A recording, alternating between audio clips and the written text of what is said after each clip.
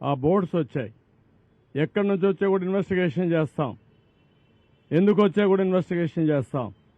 అందులో కూడా ఎవరైనా ఉంటే మీరు అన్నట్టు ఆ బోట్లు వచ్చినప్పుడు కరెక్ట్గా అది కొట్టుకున్న ప్లేస్ చూశాను నేను.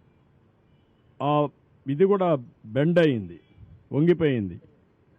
పిల్లర్ కాదు, పిల్లర్ మధ్యలో ఉండే జాయింట్ వెయిట్ వెయిట్ వెయిట్ అది వెయిట్ అంటారా, అది కంట్రోల్ అన్నమాట. రెండు పిల్లర్స్ మధ్యలో గేట్ని కంట్రోల్ చేయడం కోసం పెట్టినటువంటి ఆ గేట్ అక్కడ ఉంటుంది. దాని సపోర్టింగ్ ఒక కాలం దాన్ని కొట్టుకునింది. అది బెండ్ అయిపోయి ఇరిగిపోయే పరిస్థితి వచ్చింది. అంటే ఏంటిది? ఎప్పుడు చరిత్రలో జరగల, ఇలాంటివన్నీ జరుగుతున్నాయి.